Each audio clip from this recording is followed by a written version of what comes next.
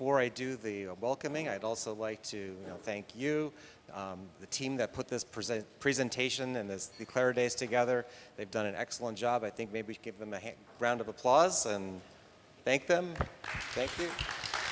And of course, we'd like to thank our sponsors. And of course, Vit, thank you very much for organizing and really getting CLARA. I mean, you're the godfather. So come on. Anyway. Thank you. Thank you.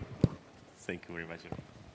So before I do the introductions of our keynote speakers today, I'd like to do a little bit of a recap of yesterday, which was a very eventful day. Day one of the CLARA Days opened with a welcoming remarks by Vit and Václav, really who tried to frame the vision of CLARA around its central mission of advancing neuroscience, artificial intelligence, and of course, advanced computational science to deliver cross-sectional collaboration. Their introduction, I think, really launched a series of very interesting discussions. Certainly, the morning session had featured 3 really good keynote speeches that offered unique and differing perspectives from the computational side, the medical side, and of course the scientific perspective. We had our colleague from IBM, Michal Rosenzivi, open the series with a compelling look and a talk on the integration of AI and neuroscience. She highlighted 2 complementary paths for model development, one emerging from data and another one from conceptual knowledge and the theoretical understanding. And I think that actually sort of bears notable review again, because that really speaks to the heart of what CLARA is trying to do. Michal also emphasized that progress in brain research requires synergy between these approaches to ensure that AI models remain both interpretable and biologically meaningful. The second keynote was presented by my good friend, a member of the CLARA Advisory Board, Professor Ira Haraldson from Oslo University, where she took us on a very deep exploration and presentation of AI Mind, which stands out as perhaps one of the finest examples we've seen, not just in Europe, but probably across the globe for public-private partnerships. Drawing from both AD Connector and AD Predictor, she provided examinations of how not only the scientific and the medical challenges were overcome, but also looking through a lens of both the political and funding challenges to sort of develop and come into full realization how neuroscience, how neuro-AI research in Europe can really go forward.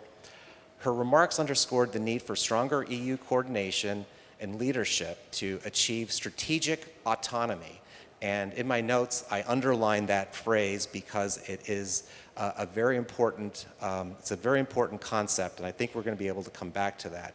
But this is very much a fast-moving field, and I think it really sort of bears noting that we really need to have cooperation. Ira also highlighted how eBrains as a cornerstone of pan-European collaboration, and also introduced us to Fluid XAD, a platform designed to link multimodal data sets for Alzheimer's disease research. In the third keynote, also an excellent presentation delivered by Dr. Adam Schwartz from GE Healthcare. He offered a deep dive into not only the complexity of neurodegenerative diseases, he also illustrated how heterogeneity across genomic, proteomic, and clinical dimensions creates challenges for developing effective diagnostics and new therapeutics. Adam's presentation also connected the scientific complexity to the need to bring integrative models and also how to start bridging molecular insights with patient-level outcome. The day then concluded with a vibrant panel discussion featuring 5 thought leaders that really represented people from neuroscience and computer science, as well as medical science. Together, they explored the opportunities and challenges ahead in applying high performance and quantum computing, also to how that will be affecting AI and conditions to improve conditions that affect memory, movement, and mood, reinforcing, of course, CLARA's vision for uniting technology and medicine to accelerate discovery. And then finally, we actually saw something really interesting, something very unique, and hopefully something that represents the first step in international cooperation. On a celebratory note, we had the republics of Vietnam and, of course, the Czech Republic sign a collaboration agreement marking a new milestone in global cooperation in education, science, and hopefully in innovations for medical care. So with that, we are going to now start the second day's keynote speech, and it is my pleasure to invite my colleague, our chair of INDRC, Dr. Jim Rice. He is from the University of Minnesota School of Public Health. He is also, I don't know how else to describe you, just a Renaissance man, and also perhaps one of the finest chairs for a nonprofit that we could have. Jim, please, welcome to the stage. Whoa. Thank you, Ara. Thank you. I talked to Ara and Zaven. It's nice to be the first person, not to be the last person, so I promise not to steal all of their time.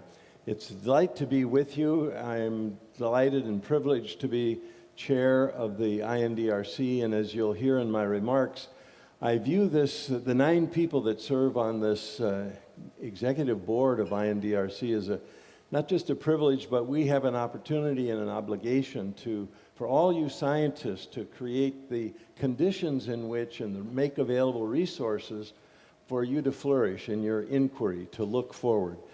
It's also a delight for me to be back here in Prague and the Czech Republic. I've been coming and going from Prague and this part of the world for 30 years. It's a pleasure for me to meet Helena from the U.S. Embassy. She has been mentoring me over these 30 years, as well as trying to guide with a whip and a chair the ambassadors that the U.S. sends to the Czech Republic. So it's a delight to be here. I've also had the privilege of being able to observe and watch and learn from not only the Velvet Revolution, but the Velvet divorce that happened too in this region. And it's informed my thinking about some of the remarks I want to share with you as it relates to CLARA. And one of the things that I'm not a scientist, I'm a business manager, I'm a policy influencer, and so that'll be the nature and the dimension of my remarks that I'm sharing with you. And it is to jump forward for the people that are going to ultimately take advantage and benefit from all of your hard work and research. Those are the people, the patients, the families, the caregivers, the payers. I want us to think a little bit about those as we start the second day, because our success, your success in CLARA and INDRC will not just be measured in the patents and the publications that you all create to have happen, but in really the influence and the impact on lives and the capacity for dignity.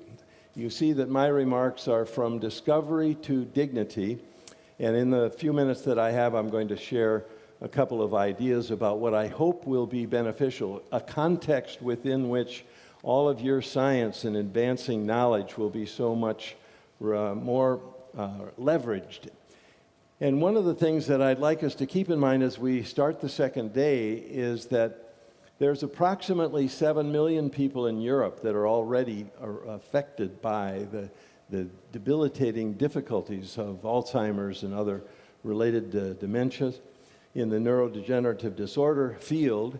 And in the United States, there's about 7.2 million. So your research is going to have a positive influence on that.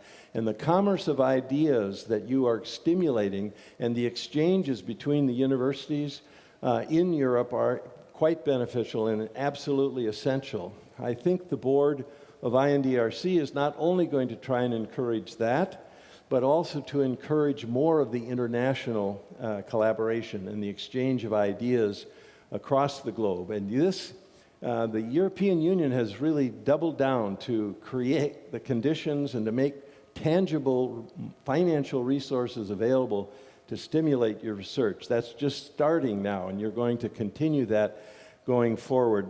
And the last comment before I start going through my prepared remarks is to realize where I live in Minneapolis, so I'm from the US, and we have over 160,000 units for memory care across the US.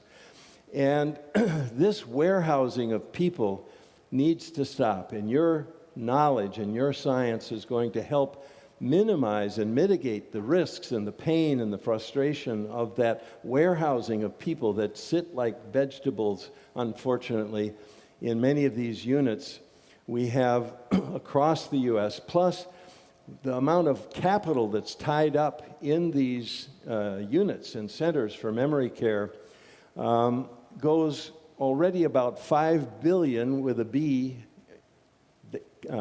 billion dollars that have been invested in those kinds of care centers, and it's forecasted between now and even 2030 and 2035, it's going to be $9.5 billion just for housing those. We need to find ways to redirect that fund to nurture not only what you're doing in CLARA over the next few years, but to extend that and to nurture that and to leverage that to even further activities. So in Prague, where we have all the good fortune to be today, it has centuries of experience of curiosity and advancing knowledge and science, and that's what we're going to leverage today. I also want to mention that a soundbite I'm hoping that we can carry forward throughout the second day and in the days and weeks and years to come is this whole idea that Alzheimer's and the other dementias are not just a disease of the neurons. They disrupt identity, they disrupt relationship, they destruct and disrupt the pride that in families that we need to find ways. So my appeal to all of you that are doing research and scientists to always anchor in your hard work the long-term view of why we're doing this, and we're trying to enhance the positive sense of pride and comfort and relationship, the dignity of the human spirit in everything that you're doing. So in the path from discovery to dignity, I'd like to just keep a couple of things in mind. It is the intersection of not just AI and the idea of quantum computing and big data, but it is also the spirit of the human being and the relationships and the dignity between family members and their caregivers in their community and the care providers and ultimately the people that are purchasing and paying for that, taxpayers as well as other businesses and employers. So I'd like us to keep that in mind as well because we want to not just detect the dementias and the Alzheimer challenges and the related neurodegenerative disorders earlier, but we want to try and expand the quality of life when they go into different kinds of treatment, and I'm hoping we can keep all of that available. The other remarks that I want to share is that as you do your work from basic science, I'm hoping that in the collaboration between the 9 of us serving on the INDRC board, about 30 that are in the scientific advisory board that Jean-Marie is going to be chairing, established a good heritage and foundation for that work, and now he's going to leverage that in his new scientific director role. The wisdom of Vít and his team is very impressive, and we'll try and make sure that those 9 of us serving on the executive board try not to get in the way of Vít and his team and these scientists and all of you, but rather we adopt a mindset to be enablers and empowering what you're trying to do. And that will be looking at longer-term funding, not just from the EU, but as we try to explore expanding around the globe, into the US, in the UK, India, other different places, we'll be trying to find policy partners and funding partners for all the things that you're doing. And so And the spirit that I hope we will take in that journey is this idea of preservation of the concepts of connections between people. Not just the tau tangles and the amyloid plaques, but the connections between people that are affected by the disorders that you're going to be making contributions for going forward. And I hope then that you'll be looking at the science of, not of isolation, but of empowerment for these individuals. And that I hope we will find a way to encourage as much creativity on not the science around the cell and the neuron, but the body systems and the brain, and not just the brain, but the brain, of course, connected through the central nervous system to the movement and the action and the quality of life that you're going to really empower and enhance. And so as we look through this, I just want to close with some 3 imperatives that I would like us to keep in mind in the second day of this very valuable crossroads of ideas that we have been privileged to take advantage of together yesterday and today and some of the weeks to follow. So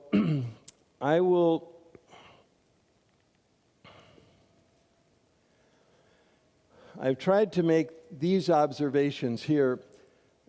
Your work is so important, and the work of those of us serving on INDRC to be enablers and empowerers, to find ways and to continue to have conversations in Prague, in your university settings across Europe and in other capitals across the globe, to look at what it means to age well, the quality of life, not just the quantity of life. We are looking for ways to preserve the quality of the mind, the thought processes, but it's not even just the mind. It is those relationships, those connections that really embody the kind of dignity and pride in relationships that we hope so much of your science will make contributions to. And so the 3 things that I would like to leave with you, they are around the concept of inters. The idea of interdisciplinary, we've heard that talked about. Ara just mentioned that was an important flavor of the first day, and it'll be continued a part of work going forward. I know that I saw Veet. There was another meeting just before then. You must have gotten up at 5 o'clock, Veet, looking at the whole idea of the AI factory is going to be coming a real opportunity to enable, and that won't flourish unless we have interdisciplinary. And the idea of neuro and AI collaboratives, not just in Europe, as I've mentioned, but across the globe. And we, because of your work, have a head start to jump those kinds of interactions. The second of the 3 is the international. We saw a little tiny glimpse of that, a teaser in the relationship that was captured in writing with Vietnam.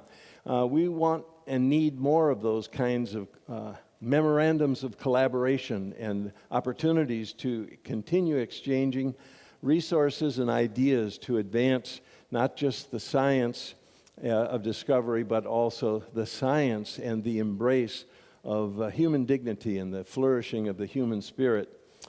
And that will require us to look at ethics and regulations. We've had a few discussions at INDRC about what can we do to look at the regulatory concept, because even if we do wonderful work and your science flourishes and we start to find ways to do predictive analytics and understand the diagnosis faster and even disrupt the disorder and the neurodegeneration that we see so often, we need to get that out into the hands of people and caregivers and payers. And that requires us to understand regulations and to have that, the proper balance between protecting versus constraining the use of science. And finally, I'd like to end with this very important element of intergenerational. I'm one of the old ones here. Zaven and I were older than most of you here in the room. But our real influence and impact of your work is going to be the young scientists that you cultivate. And for those of you that are doing research, it's sometimes a pain to have an intern or a fellow follow you around. But I want to encourage that to happen, because the real value, the real influence and sustainability of all the good work that you're doing is going to be in that empowering the new generation of scientists. Even from middle school or high schools forward, it's not just the doctoral fellows, but internships that we can foster across the globe. And I know in working with Lenka, she has a passion. Where is Lenka? Is she? Right there. Thank you, Lenka. So she's been hitting me over the head saying, we'll need to make sure that we celebrate the young scientists that are coming forward as well. And I know so many of you are doing a good job of that already, but I would hope that we can continue those kinds of things. And I'll just leave you with this last slide. The 7 Ds of these journey from discovery to dignity. We look at the idea of discussions like this, but many more of these across the globe. Then making decisions about what kind of research and what we start to use to develop the products and programs and services, designing it, developing it, demystifying this. You know that by now I am not a scientist. I am just kind of a crude, clumsy person trying to make sure your lives are easier so that this happens. But you and we need to do a much better job talking even to the media to demystify the work that you're doing, to tell it, of course, in scientific journals. Ara and others have talked yesterday about leveraging how we share the knowledge, because sharing knowledge stimulates more. And through those new forms of digital communication, it'll make such a big difference. But I implore you all to think of how you can communicate what you're doing in simple terms so that an old bald guy like me understands what you're doing with tau tangles and amyloid plaques and all the other kinds of things that are going on. And then finally, we have to deploy that. Your focus should be on generating the science. Others of us that will collaborate with you on looking how to deploy it with new partnerships. And my last word that I implore you all to think about is be disruptive, not of the people and the relationships, but the old views, the narrow views. Disrupt your narrow view, your silo. Be prepared to exchange and work with others. And through that, we're going to make such grand progress. And I'm so proud to be involved with you and learning with you yesterday and today. Please be patient with me and continue to guide me and educate me as we go forward so that I can do my job with the executive board more effectively and efficiently. So thank you very much. I'll stop there.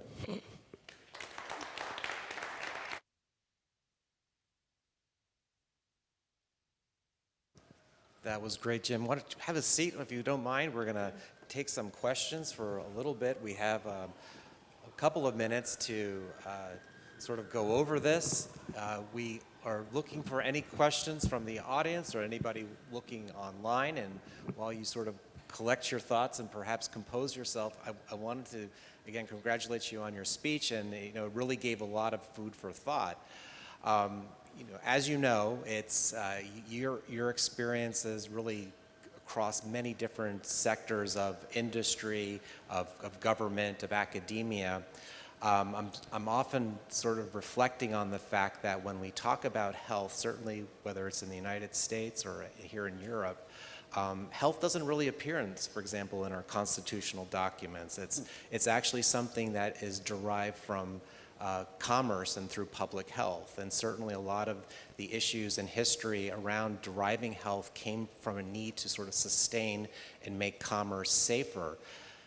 We're now in the 21st century, and we're thinking about perhaps, along with many of the items that you laid out today, trying to really focus on the individual, focus on individual autonomy, and perhaps we're maybe on the cusp of developing a brain economy, or some sort of brain economy as sort of a new way of measuring value and sustaining value. In your 7 Ds, you talked about disrupt and deploy, or deploy and disrupt, and I think that that's probably the most interesting one, and that's sort of a common theme that I heard through yesterday's keynote talks, but it's probably the hardest for people in research, maybe even people in business, and certainly for people in politics to get right. What would you tell not only young researchers, but old researchers, what we need to do and what we should be looking at to maybe perhaps sort of explore those corners a little bit more carefully? So it's a good question. I would say to be mentally agile, to be able to move from looking at the neuron to always thinking about how would that influence new service, new products, and the commerce of those ideas. So we need to jump from the commerce of ideas in research and bench research into the commerce of ideas of the policies that will enable that to be sustained, and the legal and regulatory context in which not only the individual mind, but the mind and the relationship within peoples and within nations and within families, frankly. Because if we don't have the ability as scientists and policymakers and managers to go from cell to community and the community back, we'll be missing an opportunity. And the amount of disruption, it'll make some people nervous because some of the disruption will be counterproductive and will not be positive. But if we take the spirit of inquiry and continually advancing wisdom going forward, we're better off. And I think that idea of going micro, macro, macro back, that kind of exchange will be useful for all of us. That's great. Do we have any questions on the floor here? And certainly nothing online yet. Well, I'll ask one more question for you. In terms of really trying to make this personal, what do you think that the sort of the man or woman on the street will think about CLARA if they were to hear it today? And what do you think would be sort of something that would inspire them to want to learn more and possibly somehow volunteer in some way? Well, volunteer is good, and I hope that over the next 5 to 10 years we'll find a lot of opportunities to engage frontline people that are affected by the neurodegenerative disorders, the dementias. And so I would encourage the new people to come in to learn to be patient with the scientists that have the complicated language. We have tau tangles in how we communicate. We are tangled in the messaging that we provide. And so that's the idea, keeping it as simple as possible. And we need to find and bring into the CLARA team and the INDRC team the communicators. You and I have talked about people that have a gift for distilling wisdom and ideas from scientists, whether they're dealing with the biosciences or astrophysicists, to make it sing. I'd like to find ways for all of us together to make the science sing to the average people about what we're doing, why we're doing it, how we're trying to enhance those relationships between people, because it's that empowering and nurturing the human spirit so they can enjoy music more often or enjoy the capacity to understand great cultures. And we need to keep that in mind. Well, thank you. We're going to end there. Jim, thank you very much, and look forward to your continued leadership.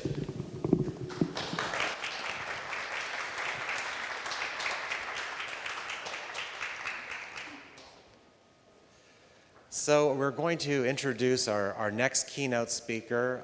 This is a person I literally have known all my life. This is Zaven Khachaturian. He is my father, and also he is probably recognized as the global architect of the Alzheimer's disease research movement. Zaven also serves as the chair of the CLARA Scientific Advisory Board, and he is going to give us a talk that is going to hopefully inspire us and also take you on a journey of where we need to go. Zaven.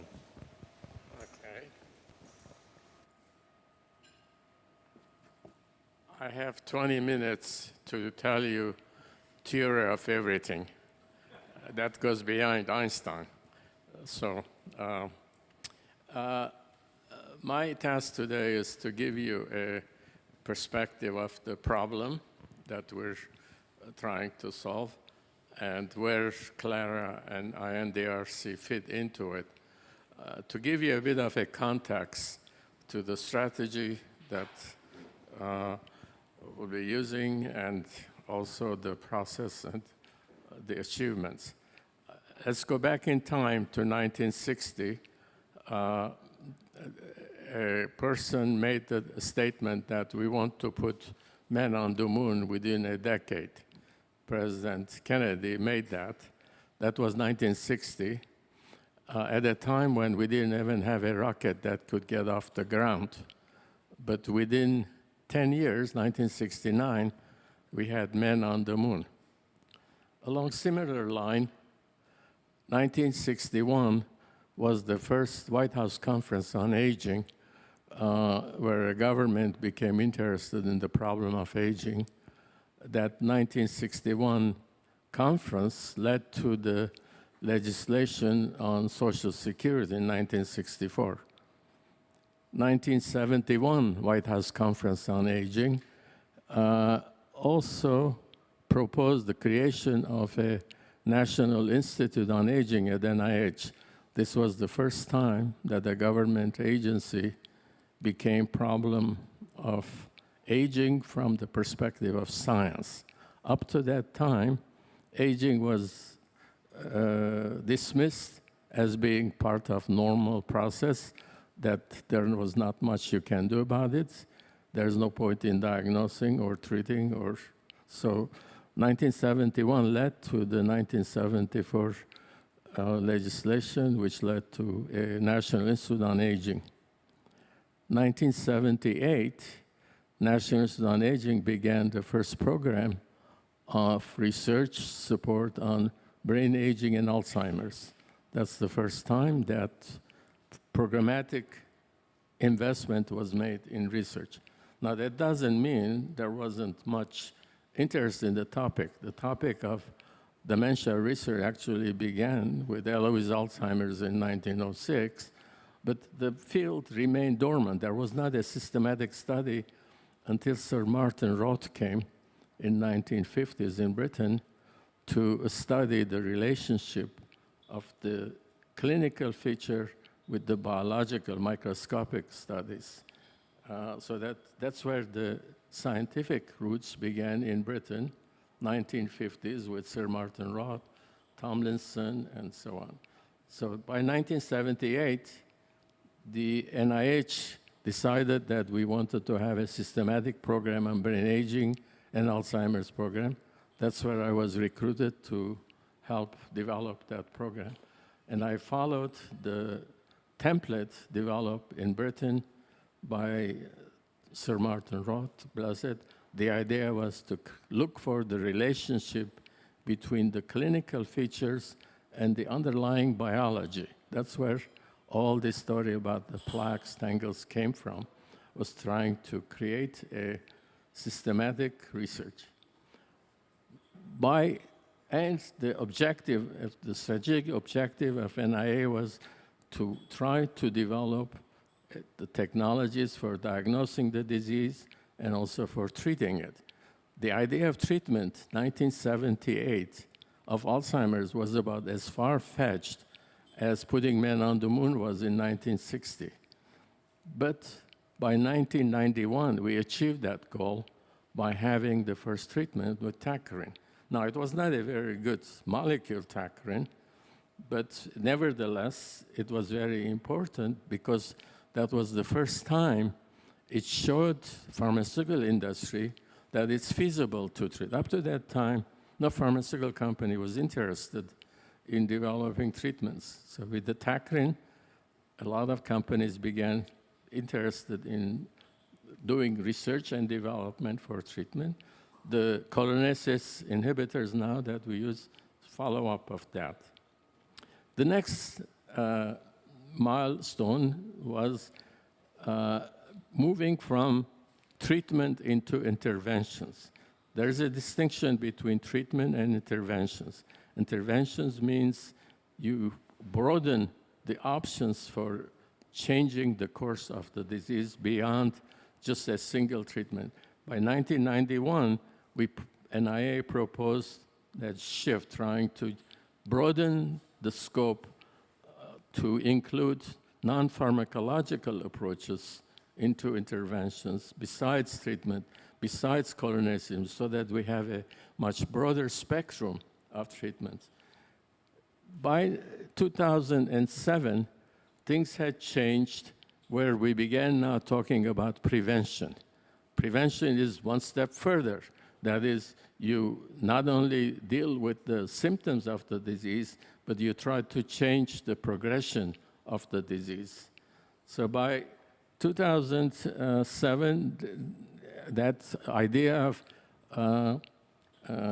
prevention began to get foothold and became part of the national plan for Alzheimer's disease called NAPA, which doubled the money for research on Alzheimer's.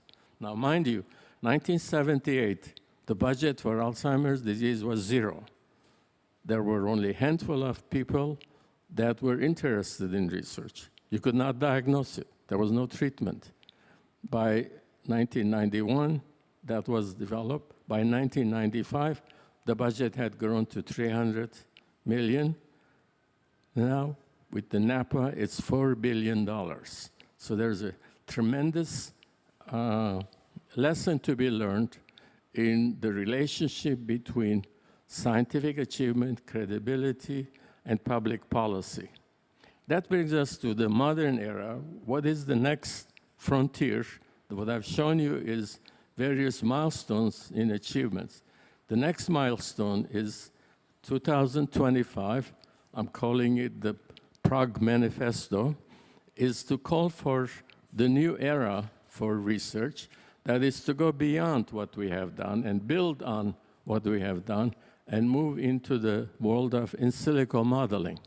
And I'll explain the reason why in silico modeling and the kinds of things we're discussing at this meeting is really the answer to the problem that laid out. Okay, what is the problem? What are we trying to solve? Are we from different community that my colleague Jim Price outlined? The problem has many faces. One face is the public policy. The general policy is that it's a disabling condition, complex neurodegenerative disorder, disabling condition, and the duration of disability is getting longer because people are living longer, and the costs are rising. Families are experiencing a problem. From the medical point of view, it's another problem because there are no treatments. The only treatments we have are symptomatic. We don't have a disease-modifying treatment. That is, we cannot change the course of the disease. We have some important clues with lifestyle changes that are showing that we can delay the progression of the disease, but we cannot eradicate the disease, we cannot cure it, and that's where the challenge is. If we're going to alter the disease in a significant way, we need to get at the underlying biology and understand what's causing it and develop the treatments based on that biology. So the scientific challenges are also quite perplexing. We have quite a bit of information, tremendous amount of granular information ranging from the genetics, about the molecular biology, about the protein structure. We have a lot of information on imaging and so on, but these are fragmented and they all are all over the place. We don't have a complete picture. It's one of the important efforts, and part of the CLARA effort is to create a platform we can start connecting the dots. It's like looking at an impressionistic painting where it's made up of individual dots. We know quite a bit about the color composition, the chemistry of the dots, individual points, but we don't know how to connect them. But human brain can do it. You step back, and you don't see the dots, you see the full picture. How does the brain do that? What is the algorithm for connecting the dots?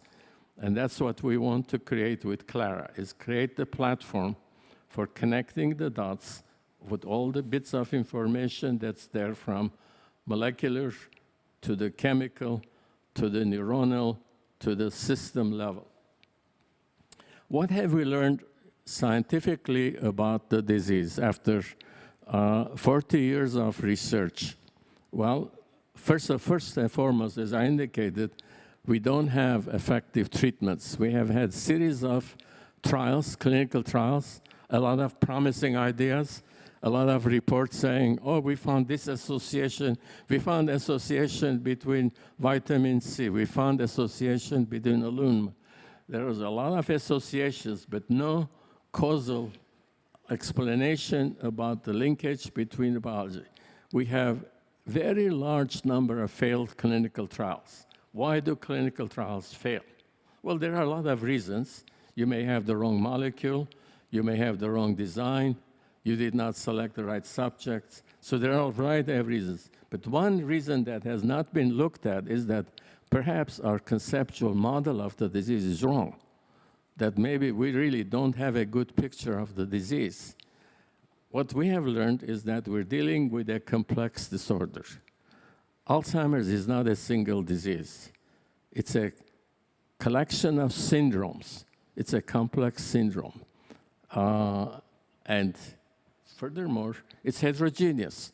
It comes in different forms. Heterogeneity in terms of clinical expression, combination of behavioral features, heterogeneity in the pathology. You heard our friend from New Zealand, now US, talk about the imaging. He talked about mixed pathology. Tremendous amount of heterogeneity in terms of response to treatments. So heterogeneity is the key factor. Complexity is the key factor. So now that brings us to the point of dealing with the disease from the perspective of complexity sciences. What does that mean? Rather than a linear relationship between the molecular changes and the clinical features, that relationship is not linear. It's not always there. Amyloid is a mark, one of the markers, but the amyloid is not always present with the clinical feature of dementia. And you have some people with severe cognitive impairment with no amyloid, no tau. So that relationship is nonlinear. So we have to deal with the phenomena of complexity, nonlinearity. We have to look at the clinical feature as emergent characteristics of a complex system. Now, this requires a different mindset, different conceptual way of framing the problem, which is one of the most difficult things to do in science, because scientists tend to be very orthodox in their thinking. You believe in the amyloid hypothesis. You believe in the tau. You believe in this. Belief is a very hard thing to overcome, and changing your religion is very hard. And orthodoxy in science is about as hard to change as a religion. So that's what CLARA comes into the picture. We want to create an agnostic platform, an ecumenical platform, where different ideas, different perspectives come together on a common framework, where we develop the tools for looking at the complexity of the problem, nonlinear relationship between molecular changes and the emergent behavior. Now, fortunately, in other fields, complexity science has been well studied. For example, an emergent behavior has been well studied. In mathematics, for example, complexity arises and relationship is shown in simple numbering system, binary number. I have two choices, 1 and 0. I can count up to 2 with those things in one location. When I run out of that choice, I select another one. Now I can go up to counting 4. When I run out of options, I get another position. Now I can go to 8. And so on and so forth. I can go up by adding space and using only 2 simple states. I can build a very complex number system. But the relationship between the changes is not linear. It goes up very non-linear fashion, the relationship. The same thing is true in chemistry. We can start with the carbon molecule. You can make charcoal or you can make diamond. The same molecule, but we know the rules by which the carbon molecules combine to create the charcoal and the diamond. In biology, we don't have the periodic table. We don't have the rules by which we can use the neuron, which is the unit, for building up the network. And that's what we want to do with CLARA, is to develop start with the neuron, ask the question, what is required to maintain that neuron to function at an optimal level for 110 years? But if you were an engineer, what would you put into the design features to allow you a system to repair itself, to maintain itself for 120 years? I think those are the kinds of things we want to do, is develop the network by inviting collaborators to come and put their ideas, their models into the system and create a toolbox for studying the nonlinearity of the nervous system, nonlinearity, the emergent characteristics of what are the rules by which cognitive impairment emerges out of neuronal changes?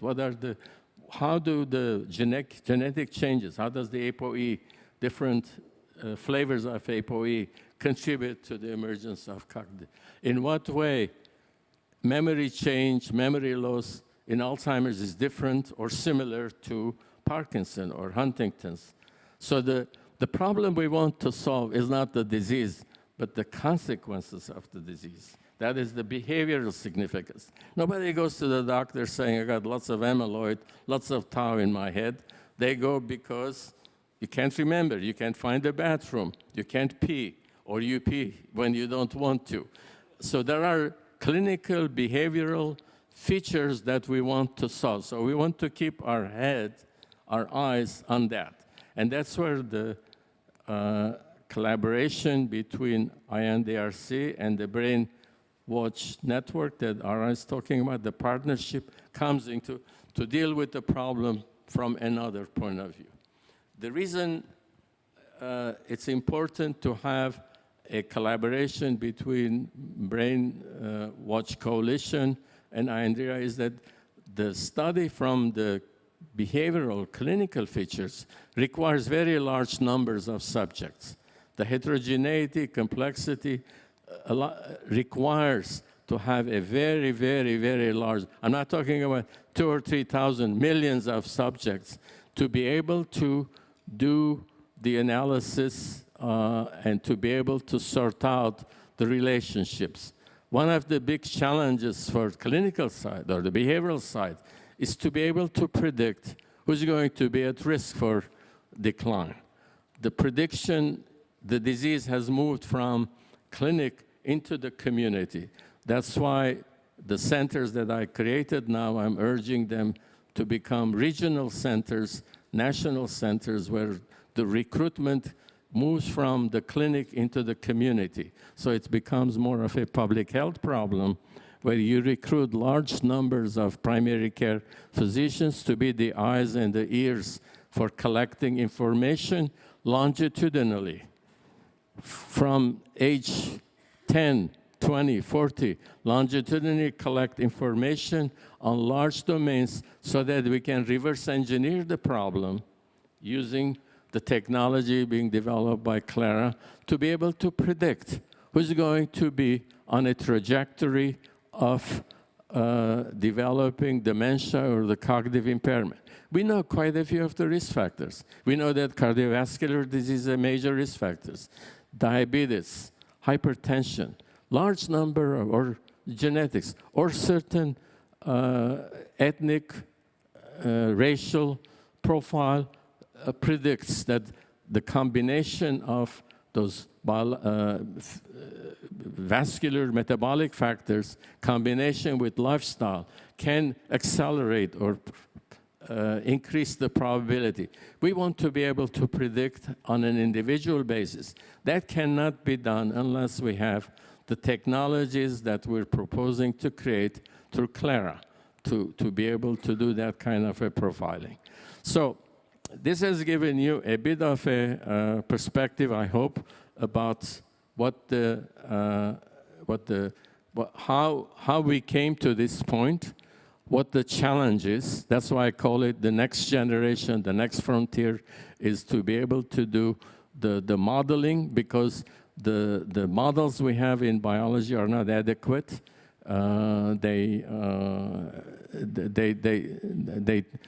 Because of the complexity, when in a complex system, when you remove the system from its natural setting, you disrupt it totally. You cannot study the individual components by itself. You have to look at it in its complex, in its whole totality.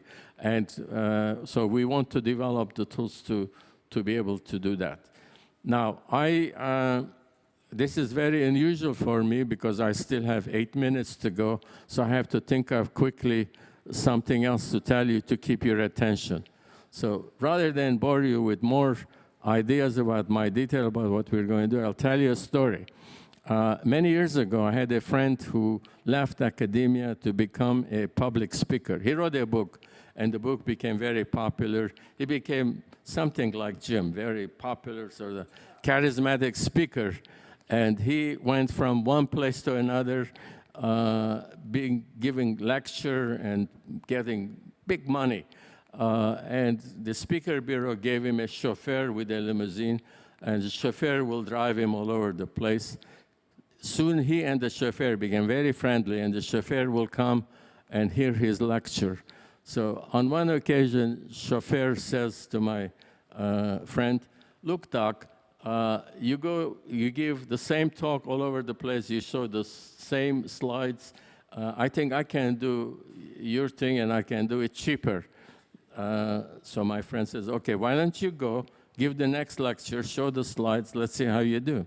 So the chauffeur comes and gives the talk, and everything is going fine, just perfect. Just at the end, one guy at the back asks a question. The chauffeur hasn't heard that, doesn't know what to do, panic strikes. But he was a very quick-witted guy. He says to the guy, "That's the dumbest question I've ever heard. In fact, the answer is so simple. My chauffeur sitting there will answer it for you." So, with that, thank you very much.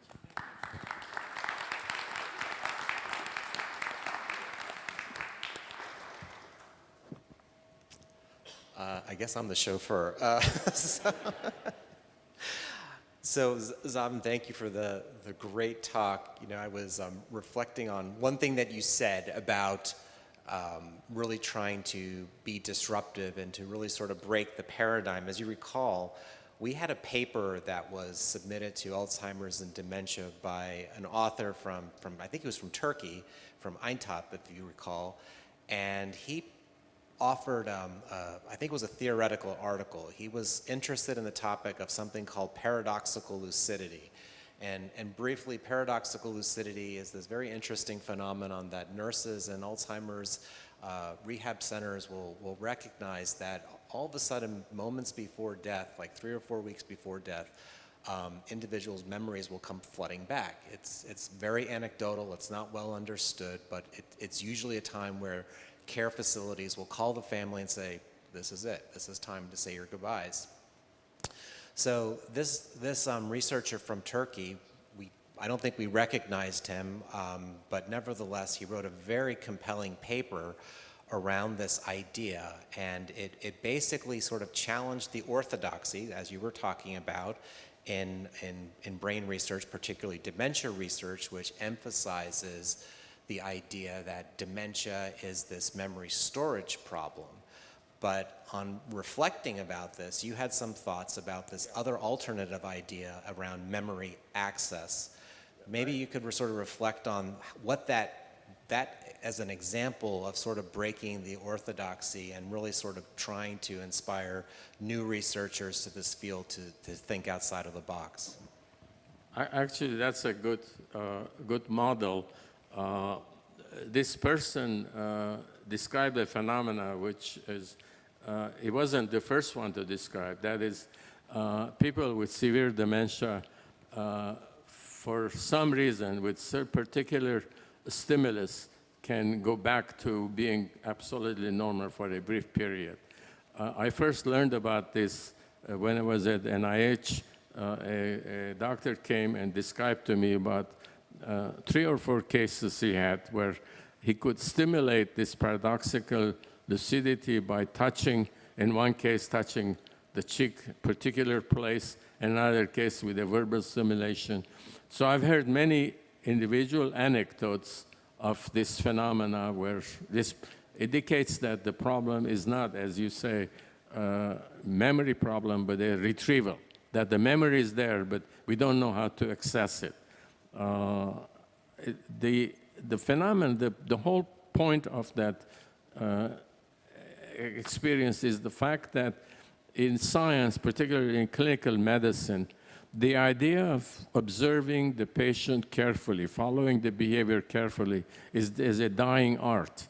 Many years ago, a physician would spend time with the patient, study them, maybe hours and days, looking at their natural phenomena. That has disappeared. It's more remote. You send the patient to a clinic to get memory assessment, or send it to the blood bank to get a drawing. The face-to-face interaction with the patient is about 10 minutes, if you're lucky. It's mostly through the technician. That prevents the patient developing clinical insight about the phenomenology of what is it that you're looking for. This is particularly true in psychiatry, particularly true in areas where the behavior of the patient is very important. How they interact in a family situation, how they interact in a particular situation. We need that. We need to capture that in order to nail down the phenomenology much better. Again, the other point is, the point you're making is about the orthodoxy in science is very serious problem, and that's a consequence of what happened in academia. At least in the United States, a professor cannot spend time pursuing a project that's not going to lead to a paper or a funded grant. If you're not bringing funded grant, you're not publishing, you don't have a future in academia. Years ago, a professor would be hired and would have a lifetime tenure, so he could spend time leisurely thinking, perplexing about the problem. You no longer can do that. So you have to worry about doing what's sellable, what's fundable, and the study sections want to only do what they think is right. So you have created a network of reinforcing each other. We are enclosed in a room, get used to each other's exhaust, and so any novel thing becomes a total surprise and unacceptable. Great, thank you. Seeing no questions from, there's a question. Well, hold on, I need to give him a microphone though, because we are really economizing here on day 2. Thank you very much for the great talk and your perspective and lessons from the history, your efforts and everything. I just have some different question. Like as a scientist, we are mostly focusing on very tiny fractions of the problems each and every time. But if we are many, we can just pinch from many places and try to find some solutions for the overall picture. So the first time that I dreamed to be a scientist was around 2000, and we are 25 years away from this 2000. And when I check the projections for Alzheimer's disease impact on the populations for 2050, it looks like it's going to be greater than 2.5-fold more. So based on all of this, we are actually more closer than how it seems to tomorrow.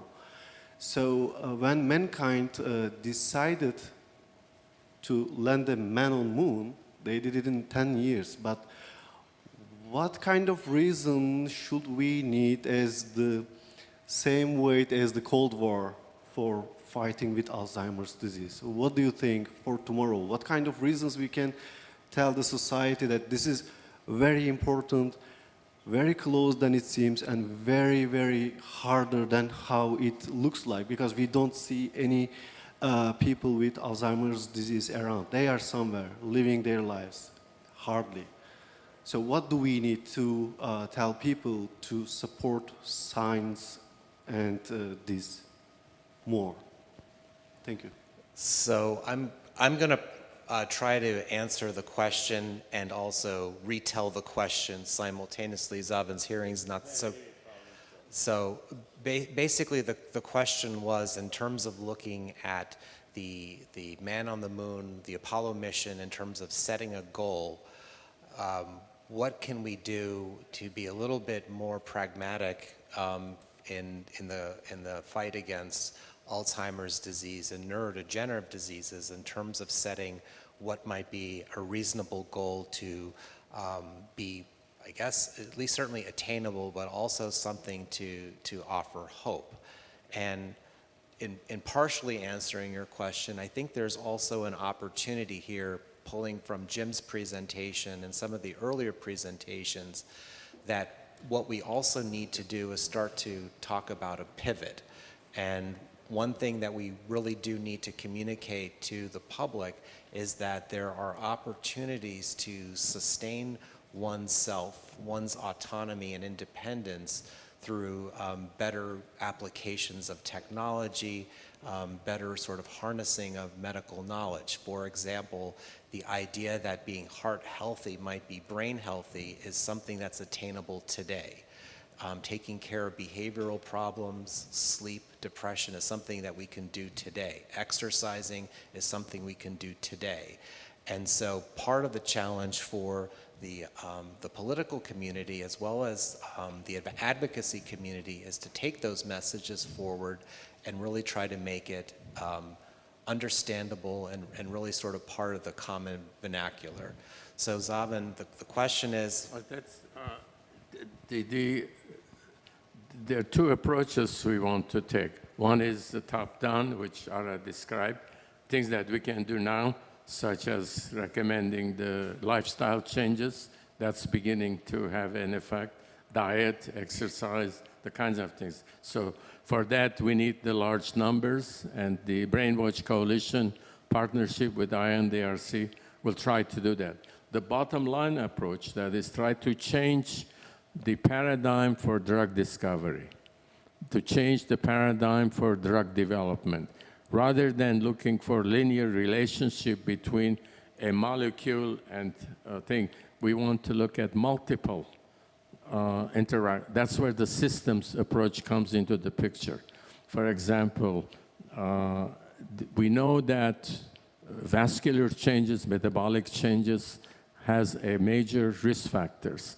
We want to combine the pre-existing treatments for stroke, for hypertension, with some other molecule, so that there would be combination of approaches to regulate the functionality of the neuron.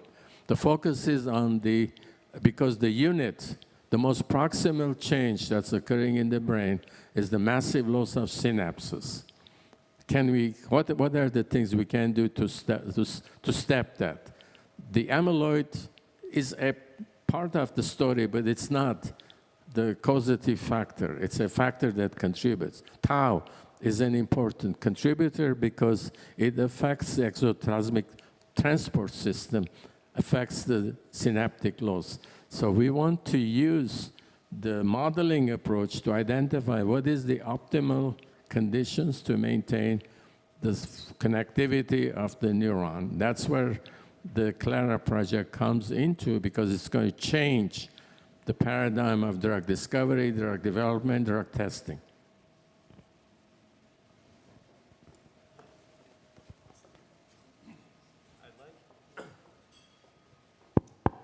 Maybe both of you can respond to this. I made a remark yesterday. The question is, what additional actor or discipline or perspective or team player do we need to invite into the CLARA team? And after a couple of red wines the other night, it seems to me that we could benefit by bringing in gamers, people that think differently about exchange of ideas to design virtual experiences and make that real. So the question for both of you is, how could we take advantage of the mindset and the experience and the systems available to the gamers, the design games, to think of how that can design the interplay between the synapses and the movements that you're talking about? Or is that a waste of time to bring those kinds of viewpoints into our discussions?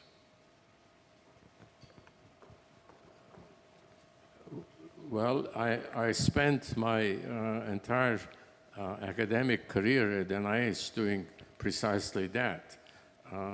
If you look at the progress in Alzheimer's research compared to other neurological conditions, Alzheimer's took off like a rocket because of that multidisciplinary approach to the problem. Now, if you look at the literature, neurology, psychiatry literature, 1978, 1980, in that period, 90% of the papers dealt with Parkinson's, in psychiatry, depression, schizophrenia. There was no mention of Alzheimer's. If you went to a scientific meeting, there was no paper on Alzheimer's. By 1990, things had flipped. You had the genetics of Alzheimer's. You had the biology. Why? Because we organized the program at NIH differently than neurology and psychiatry. We organized it vertically. That is, starting with the genetics, molecular biology, neurology, psychiatry, physiology, mathematician, vertically organized, and created what's called team science. That was the key to the success of the Alzheimer's program compared to Parkinson's. Nobody was studying the relationship between clinical features and neuropathology. I was the one that set up the neuropathology core for Alzheimer's, along with the clinical features, so that clinicians could follow the progression of the disease. When they died, the brain became available. That brain was made available to the geneticists, to the biologists, to the chemists. So now they had something to work with. So we want to use that approach to putting the team to look at the computational aspects. Most everybody is using existing computational methods based on digital logic. Well, that's very limited because the brain doesn't have any digital information. It's all analog. So we want to introduce analog computing. We want to combine that with Boolean logic. So the platform we want to create is a hybrid one, depending on the front end will be analog computing with Boolean operations to switch, and digital operations were appropriate. So we want to create the tools rather than just assemble a group of people and just have a kumbaya. That's not the idea. Is to have a plan. The reason I used the Man on the Moon mission as a prototype is that what are the characteristics of these major undertakings? Man on the Moon was 10 years. Building the Transcontinental Railroad was another one. Building the Suez Canal, building the Panama Canal, breaking the atom. Each one of those took 10 years to accomplish. Each one of them within 10 years were accomplished. Why? Because there was a clear-cut goal. You identify the goal. Then you look back, you say, what are the obstacles you have to solve? What kind of a management system you want to create? what kind of a financing you want to create. So there's a plan you go by achieving that. That's the model we want to use with the platform we want to create with CLARA, is develop a new approach to tackling the complexity of the neurobiology. Rather than picking things off the shelf, we want to assemble the best mathematicians, the best biologists, or whatever it takes, whatever discipline that can contribute to building this platform for communicating, for archiving. Essentially, it will be an international shared resource that people can come in, put ideas, and use the tools that we develop. It will progressively become more and more sophisticated, more useful. That's a mouthful. Well, I think this has been a wonderful session. I think actually I could probably just sit here and we could all have coffee, or we can listen to my keynote speech, but Zaven covered so much. Let's give him a round of applause.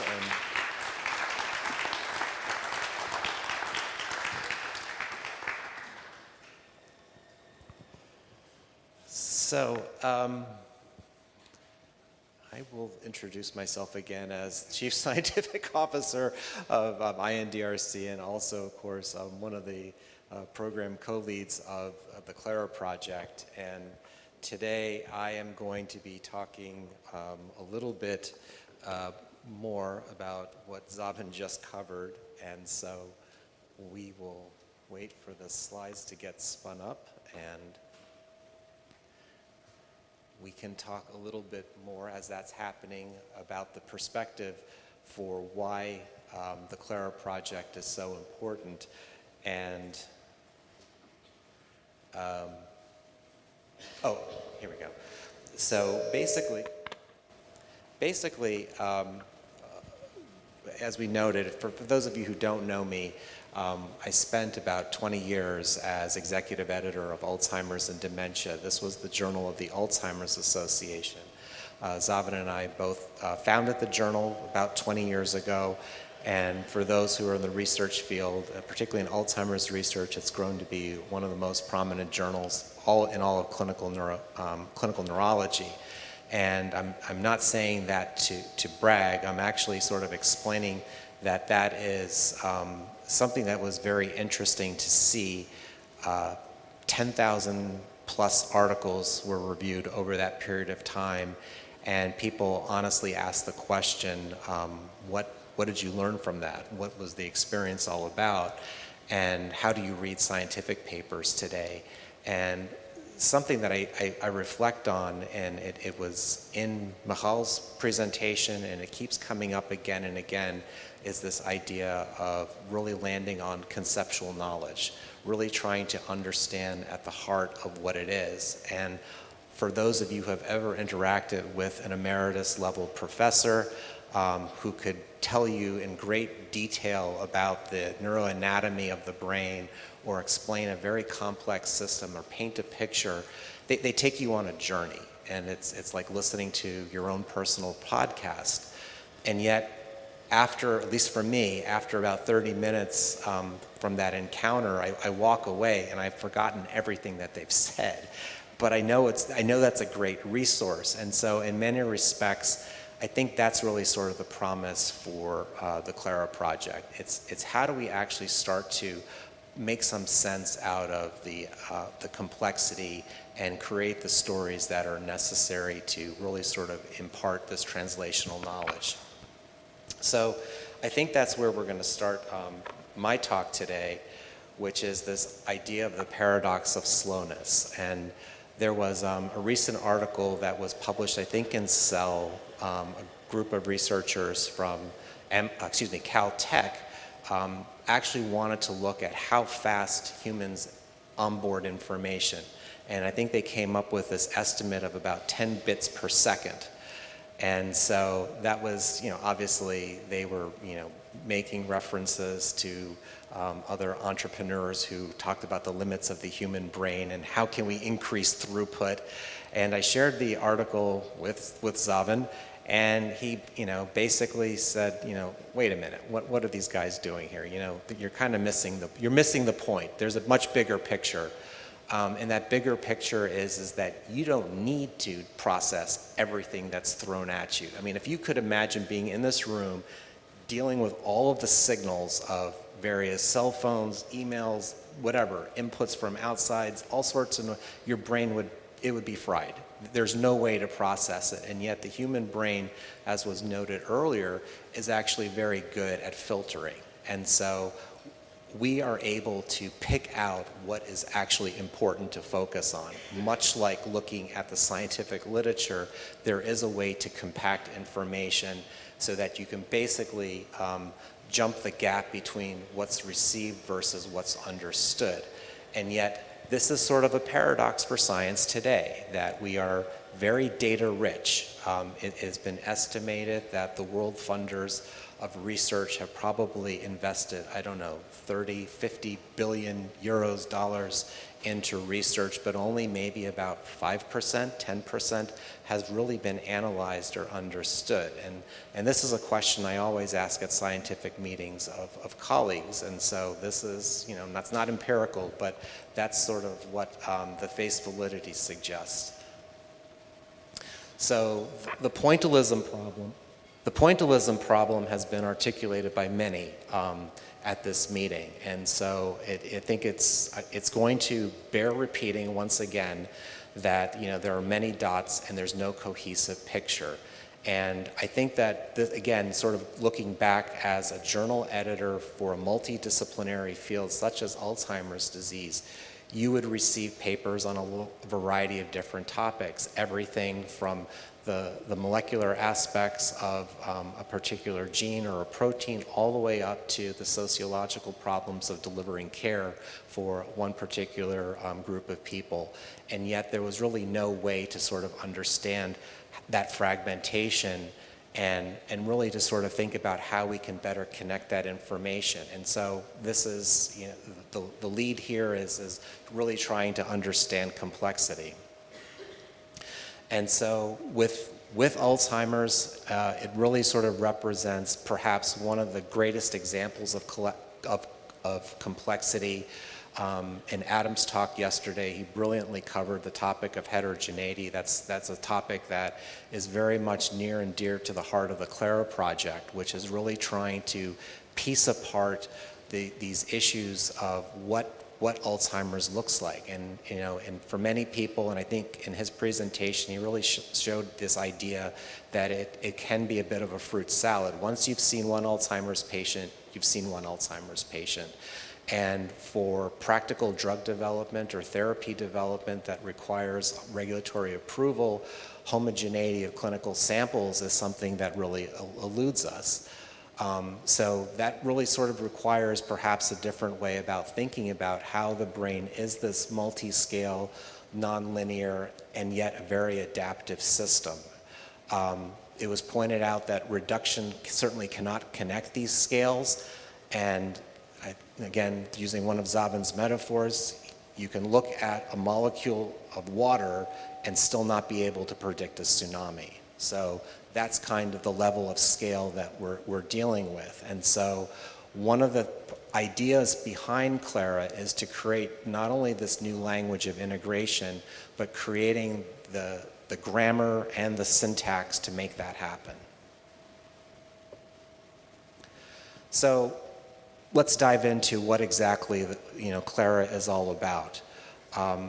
Part of this is the idea of establishing a mission or an aim. I think that was one of the questions we heard earlier. And certainly the center is focused on a very important one, which is the neuron vitality and longevity.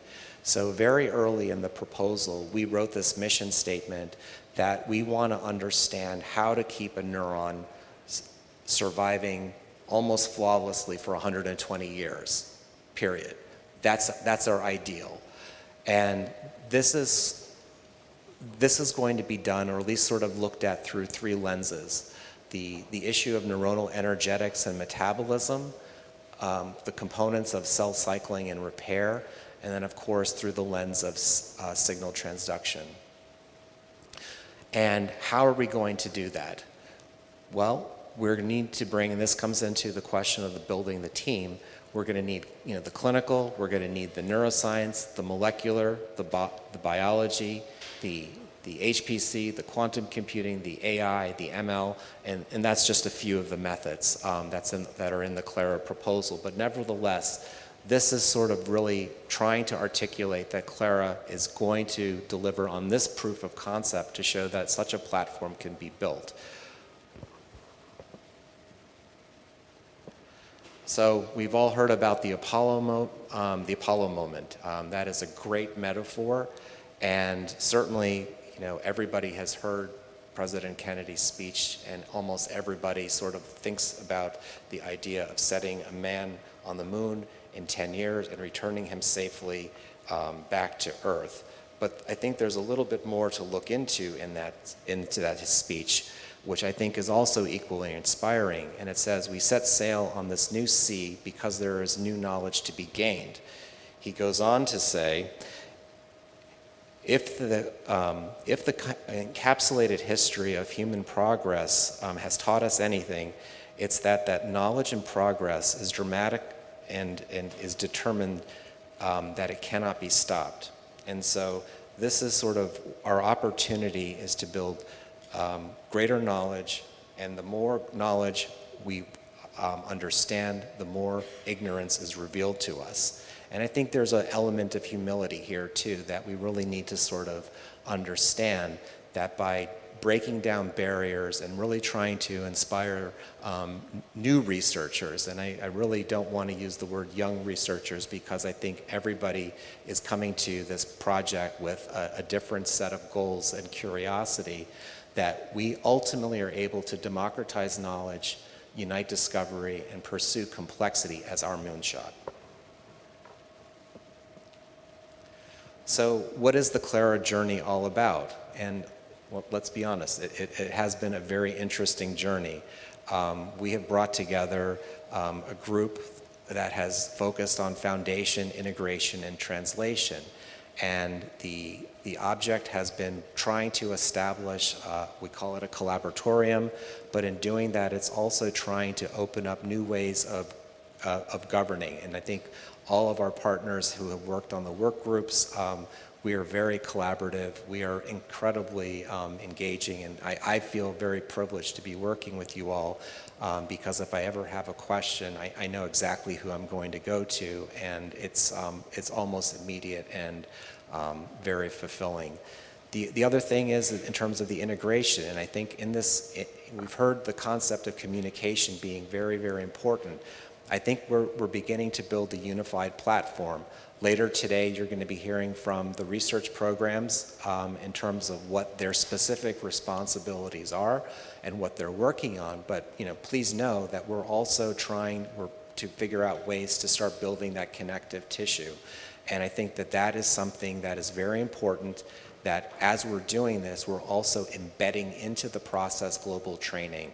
And so, we look to our friends from Ukraine who are here, and we certainly welcome you to this process, because this is something that is not going to be done by just our group, but really is going to take a lot of people to get involved. And then finally, the impact. And this gets back to Jim's comment earlier in terms of what are we going to be delivering to the public. And quite frankly, they demand something. And that is, they want to be happy, they want to be autonomous, they want to be independent, and they don't necessarily need to be burdened by Alzheimer's or other chronic diseases. And so perhaps in addition to adapting policies and adapting mindsets, how we do things, we start to establish something that's called an idea of a performance ledger, which is really more of a way that we can all start to take better account of our own health. So we'll see if that comes to be.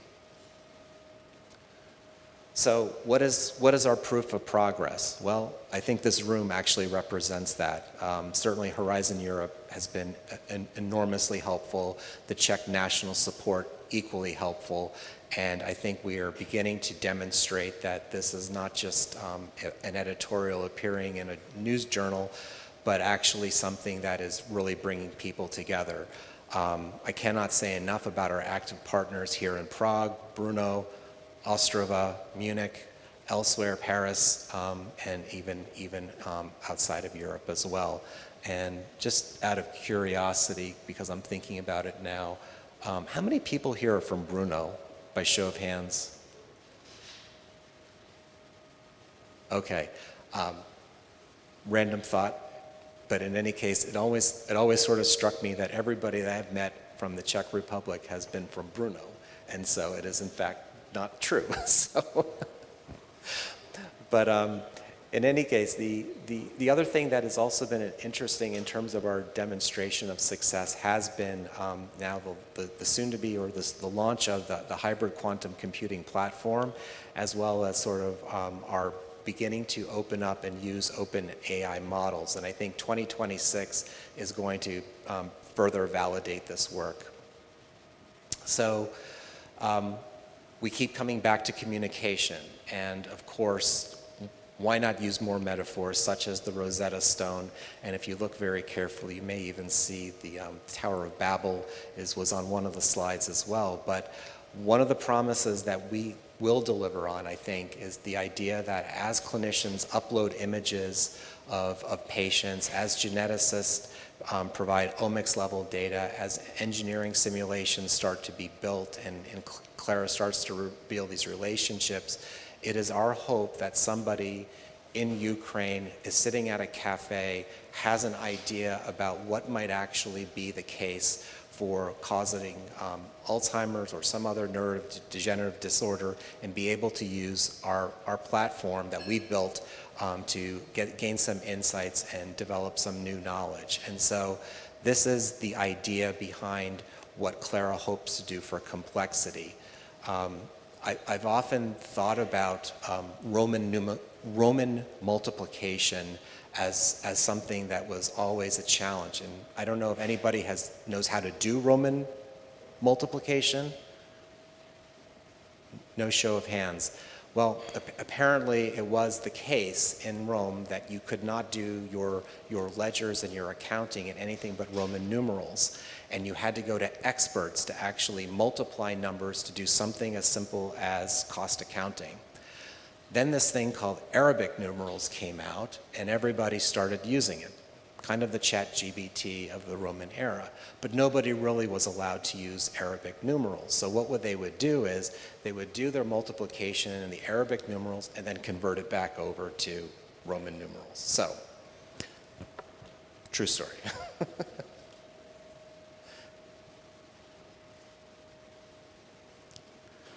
Oh.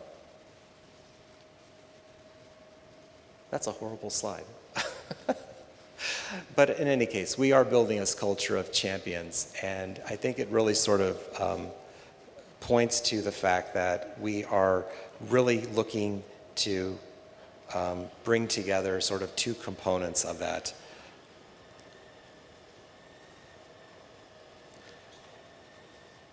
It's not only sort of in terms of building the technology and the scientific know-how, but it's also really trying to bring together individuals who are notably skeptical, and that is actually something that is super important to what we're trying to accomplish. And it was in this slide of skepticism that I think Vit had mentioned the sort of the spirit of Tolkien. As think of the fellowship. I think is what he said. Each member is different, yet each is indispensable to the quest, and that's how we will succeed. And I think that's to take that Tolkien reference a little bit further. One of the things that we also sort of have to slay is, as Zaven mentioned, the orthodoxy, or perhaps even the golem character. That it's not this necessarily an evil character, but it's perhaps a flawed character, and that the scientific silos that we've established and the lack of sharing is, it may feel right, you may feel like you need to protect things, but in actuality, we really do need to cooperate. So this is an opportunity here to try to bring together the multiple levels that Jim was talking about, and how to start inspiring different types of stakeholders. I'm going to start actually at the top with the political leaders and their legacy. And certainly it's easy to make fun of political leaders, but quite frankly, they sort of have an awful job. They need to stay employed, and they also need to run a country. But by the same token, I think they actually do need to start leading a little bit and perhaps thinking about the future in terms of what can inspire not only their legacy, but also inspire how their countries can be great. And certainly this idea of building these shared resources that bring the world together is a great starting place. For scientists and clinicians, what your precision, your methodologies are something that is absolutely necessary to this process. And so as we think about what the vision is of the CLARA project, what you do is so important, but we also need to start bringing that together into this larger context.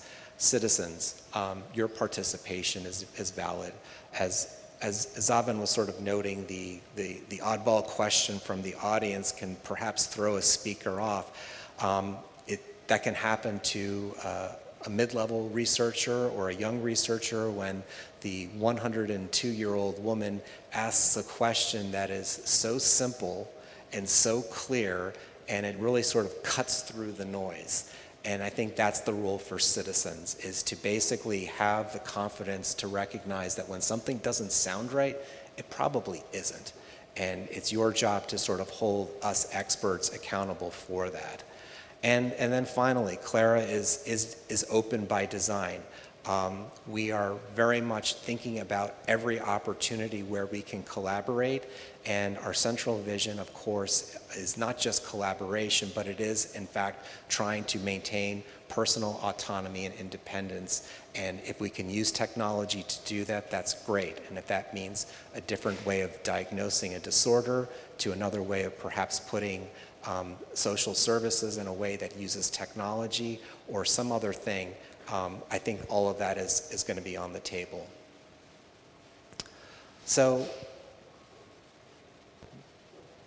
we are really trying to take that next step. We started this talk talking about all of the sensory inputs. There's a lot of data out there, but is there meaning?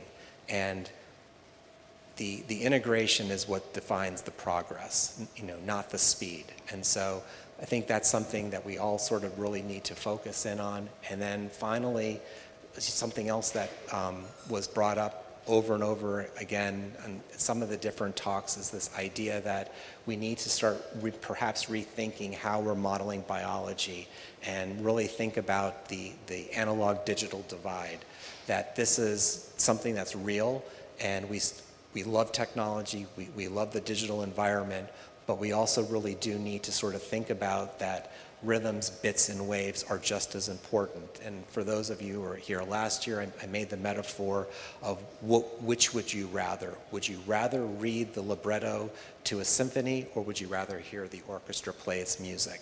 And I think that's kind of the level of understanding that we're trying to demonstrate with CLARA as well. So complexity is the common ground. And as I noted earlier, this isn't necessarily just limited to the global challenges of aging and climate are shared as well. Certainly topics of social and political organization, complexity is all around us. And in a conversation before the meeting started, we started to think about what might be ways to sort of insulate us against the so-called black swan effects and quote-unquote unintended rare events. In fact, there's probably very few rare events that actually we face, but what's happening is that we are becoming very orthodox in our way of evaluating information, and we're making ourselves more and more susceptible with our analytical methods. And so complexity really forces us to go beyond even our analytical abilities to start thinking about ways of working together to extract knowledge.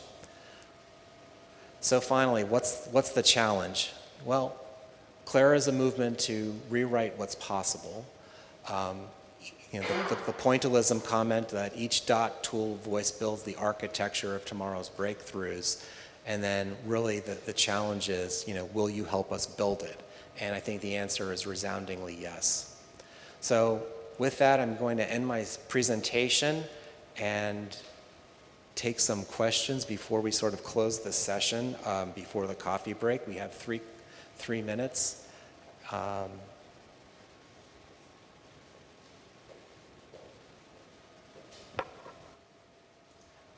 Ira, thank you very much. Actually, do I understand it well from your speech and Zaven's speech that you are announcing the Prague Manifesto towards some kind of a cell mission today?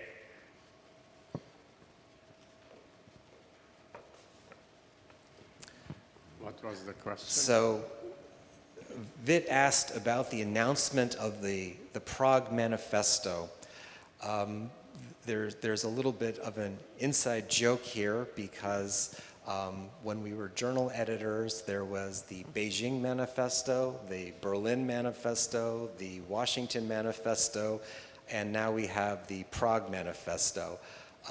Personally, I'm not a fan of the word manifesto, but nevertheless, it is this idea of really trying to rethink how we are going to bring this grammar of the CLARA project together through cell resiliency. So Vit is asking you, Zaven, to talk a little bit more about this idea that you have. Well, you can choose any title you want, but the general idea is to energize, get attention of the scientific community that there is a new way of dealing with the problem, and there is a starting point. The Berlin Manifesto was drafted by Vladimir Hachinsky and I at a meeting at the Berlin Summit for Health in 2019 or something like that. And we published it in the journal. Essentially, it called for treating dementia by treating stroke.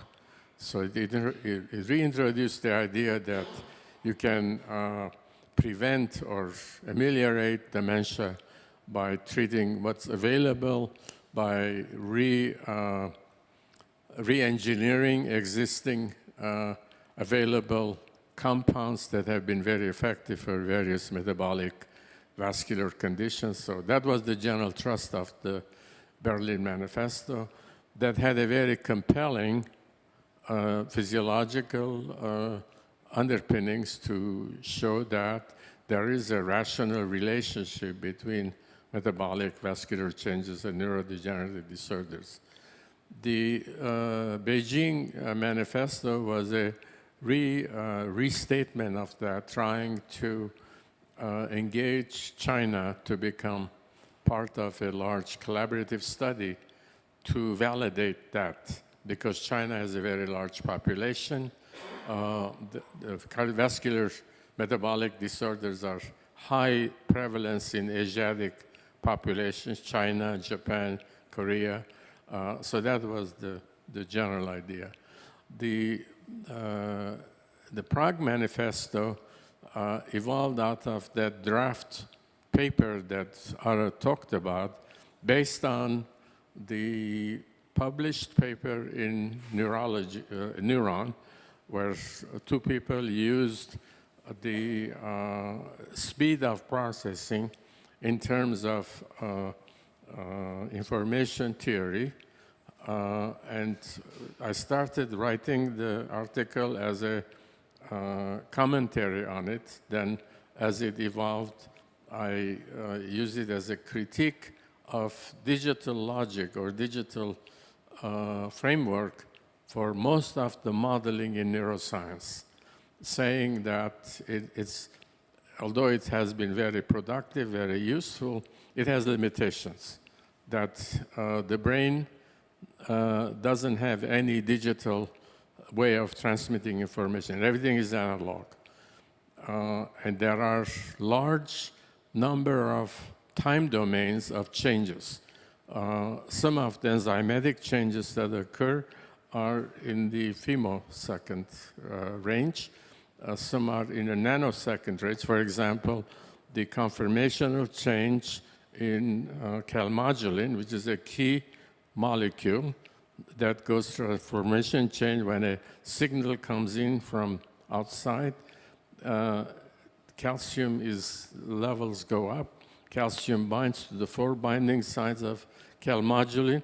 Calmodulin goes through a change and becomes a very important signaling. That's in the nanosecond range. Now, if you use digital logic and you're trying to sample, no computer has fast enough cycle time to be able to sample. Besides, it's going to generate a lot of memory in order to convert the analog signal into digital so the digital computer can do. Whereas a high analog computer can solve instantaneous changes instantaneously. So the idea was to create for CLARA a new way of thinking about designing in silico modeling systems. We're trying to create a system. We're trying to create a tool.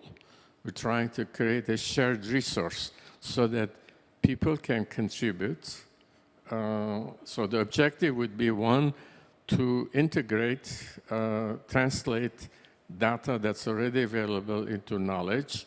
The other one is to create the tools necessary to solve the complexity problems. They don't exist now. That's why the metaphor of man on the moon was that when you start, you don't have we didn't have the rockets then, we don't have the in silico modeling tools to deal with complexity. How do you go from the molecular changes, how do you go from there into explaining cognitive change? It's nonlinear. We don't have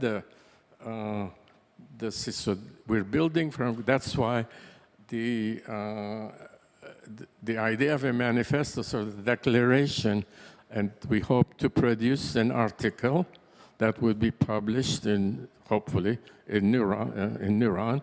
We've asked members of the CLARA team to look at it and make contribution. The declaration would say what we're trying to do and invite people to participate, invite partners, either funding or intellectually contributing. That's the general idea. Thank you very much. Answer your great. question? Adam. Oh, Ira.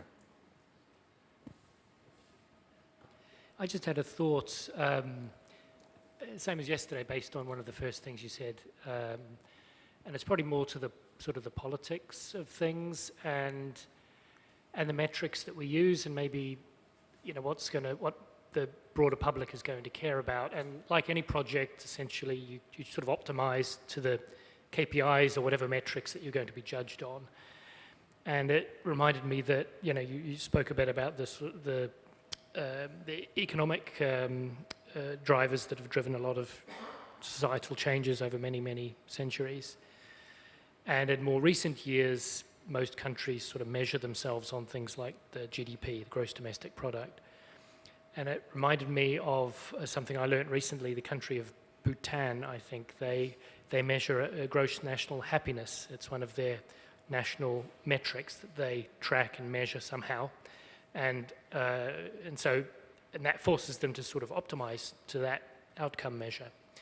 So I was wondering, whether for CLARA or health systems more broadly, also touching on what you were saying yesterday about getting appropriate attention to the issues with the aging population and dementia and so forth, do we need some sort of like gross national health or some measurable metric that speaks more directly to what it is we're all trying to do?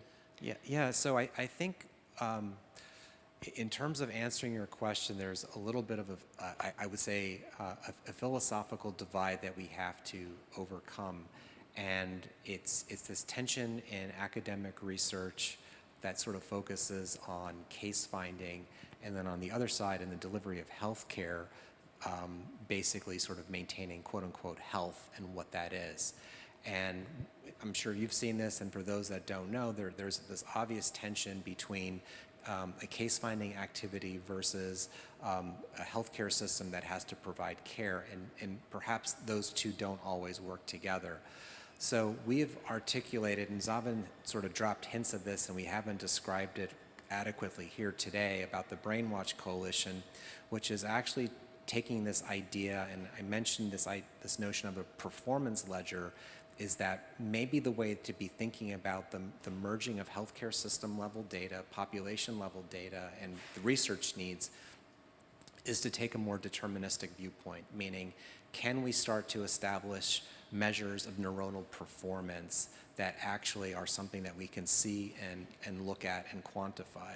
So that was one of the key aims, and Jean-Marie is going to talk a little bit about that in RP3, but that idea of building out performance measures that sort of target cognition, behavior, and function, we can sidestep the issue of talking about disease.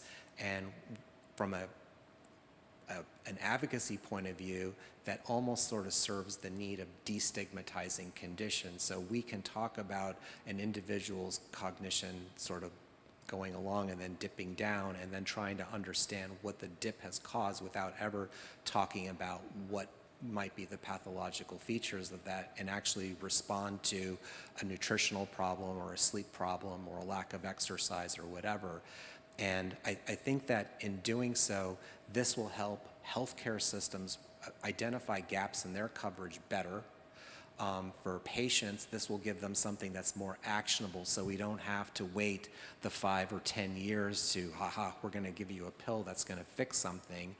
And I think for political leaders, it actually can, I think, something that, this idea of a brain performance economy, we might be able to think about driving, we talk about this for automobiles and other things, maybe that's a better way to sort of index performance and also sidestep the issue of whether or not happiness is good or not. Ira.